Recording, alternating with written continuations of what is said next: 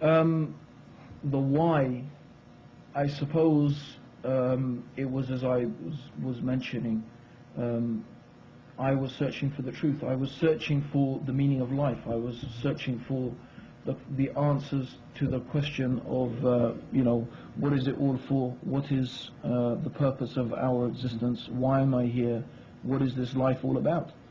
And having searched through various different religions and read many books, and having been brought up in a fairly, yes, definitely a strict Christian background, I came across the Quran, a translation of the Quran, and in reading this translation of the Quran, I found within it something so unique, something so special, that I decided by the time I had nearly accomplished reading it that if I had ever read a book that was from God, this was the one.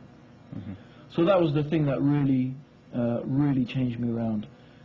Although I had an association with Muslims for a long time. I mean, my father worked in Egypt, and so I used to spend my holidays there, and I knew Muslims and so on and so forth. But it was not until I really read this translation of the Quran, and this is the thing that really convinced me that it must be from God, from the Creator.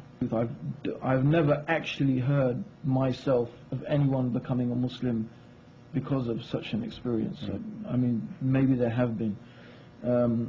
But yes, I think this is something that you will find common amongst people who have chosen Islam.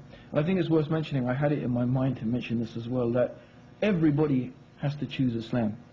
You chose Islam at some time as well, Shabir. Yes, exactly. I mean, a lot of people think the new Muslim, the white Muslim, the black Muslim, we chose Islam. Everyone at some stage in their life has to make a choice to be a Muslim. You, Shabir, although you were brought up in a Muslim family probably, and so on and so forth, you made a choice, a conscious decision at some stage in your life to choose Islam. There's lots of people brought up in Muslim families who don't make that conscious decision to choose Islam.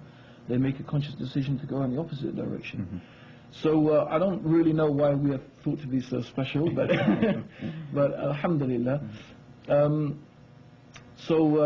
This choosing of Islam, as I said, was mentioning, came from reading the Quran, contemplating, thinking, and that is something that I find generally that is one of the things that has impressed me about Islam until today. And I used to say Islam is the religion of reason, and maybe that's not quite an accurate way or a proper thing to say, but I have never found a religion, and I don't think anyone, and I am sure 100% no one could ever find a religion that is reasonable like Islam is reasonable. And I say it in the sense that you will not find a single belief, a single thing that Islam is teaching you or Islam is telling you to believe, except that it is compatible with sound reasoning. And that is one of the beautiful things about Islam. And that's why I think you find that thinking people become Muslims, not people who rely on some sort of mystical, sort of emotional experience. Okay? Because really, how can truth be something that is manifest through some emotional, mystical, strange experience? I mean, if that's the case, then, David Koresh and the son of Sam and so many other extraordinary, crazy mass murderers and people who do all sorts of extraordinary things, if you look in their psychology and their accounts of their life, a lot of them have these type of extraordinary experiences. Like the son of Sam, a dog talked to him and he thought this dog was a messenger of God. I mean, so I mean, this is sort of extraordinary things. But Islam, no. Islam is a religion. It asks you to use your mind. You find the Quran again is saying, in this are signs for those who think, in this are signs for those who have understanding, and this is signs for those who are wise. When the angels greet the people, or rather not greet them, but when the angels who are guarding the gates of hellfire, they say to the people who are going to the hellfire, didn't someone come to you? Didn't someone warn you? And the people who are going to the hellfire they said yes. And if only we had used our aql, if we only used our intelligence, we wouldn't now be in the fire.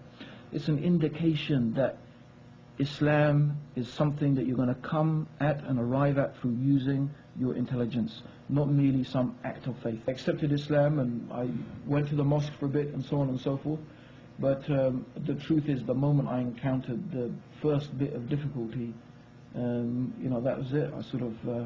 I didn't ever say that I'm not a Muslim. I always used to tell people over a glass of wine and, yes, I'm Muslim, Islam is fantastic. I mean, I remember once I was at a party and I was completely intoxicated, I think would be the polite way of putting it. And I was sitting there telling a group of people about how fantastic Islam was, and I was saying, well, if I wasn't so drunk, I could tell you a bit more. And this is really the case. So I didn't actually, the thing was, I believed it, and I never denied that this is what I held to be the truth. But in reality, I was not any different. In reality, I was still eating bacon butties are bacon sandwiches, right? And drinking alcohol and all the rest of it and everything like that. So it took 2 years of real mental, spiritual torment, I could say, because that's what it was. It was the worst 2 years of my life. And I always tell people that the person who is the worst off is the person who knows the truth and doesn't act upon the truth. The worst one is the one who knows the truth and doesn't follow it. There's a time when they call it blissfully ignorant. But when you know the truth and you don't follow that truth, if there's hell on earth, that's what it is. If there's hell on earth, that's what it is. And that's what I went through.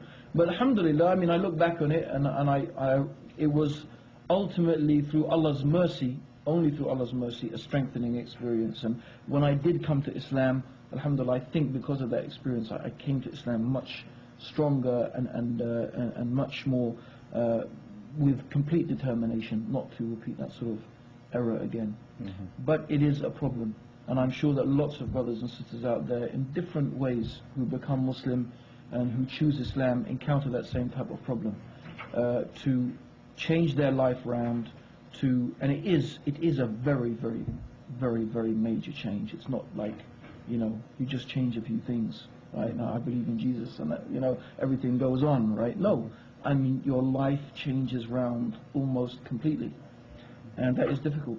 Mm-hmm. But it's easy for whomsoever Allah makes it easy. Mm-hmm. And I always think that the best answer to that is how Allah describes it in the Quran, and it is exactly the way Allah describes it. It is really the truth. And I would say that Islam, to be a Muslim, to be in Islam and out of Islam, the difference between being a Muslim and being an unbeliever is the difference between life and death. Mm-hmm. That's how extreme it is, and it really is that different. It's like before I was dead and now I'm alive. It is that different. It's like before, and this is how I think of it, before I was in a room, a vast, huge room, which is totally pitch dark. And this room is surrounded by obstacles. So you're trying to find your way around this room. And as you're trying to find your way, you keep hitting these things and injuring yourself.